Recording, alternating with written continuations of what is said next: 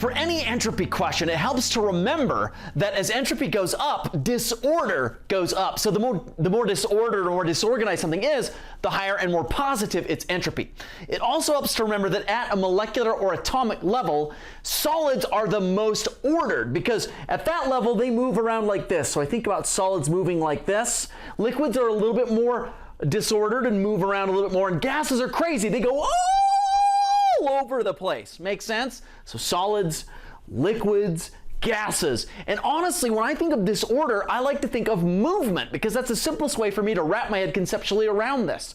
The more movement you have, the more disordered and disorganized your system is, the more positive and higher its entropy. With that in mind, let's look at our multiple choice lineup. Which of these has the highest entropy? Which one is the most disordered? It's going to be the one that has the most movement. So I guess I can move over here so we can see this.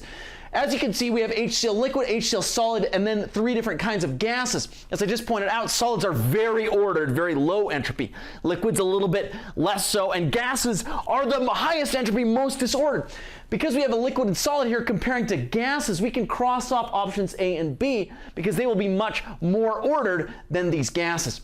What's the difference between these 3 gases then? The only difference is the atom here to the right, chlorine versus bromine versus iodine. Other than that, they're exactly the same. So how in the world do we pick which of these 3 gases will be the most disordered? Well, remember, I like to think about disorder entropy being connected to movement. As it turns out, when you're comparing 2 or more molecules that are otherwise exactly the same with one variation, as is the case here. These are exactly the same with the one variation being the identity of the atom here to the right. The larger the varied atom, the more movement it has, and hence the more disordered it will be. Okay, so I've got Cl versus Br versus I. Which of those atoms is the largest? Well, you might remember from an earlier video where I talked about periodic trends, that I'll link to in the description below or floating over my head somewhere, that generally speaking, atoms get larger as you go down a column and to the left on the periodic table. All 3 of these elements, chlorine, bromine, and iodine, are in the same column, the halogen column of the periodic table. As you go down, they get larger. So iodine is larger than bromine, which is larger than chlorine.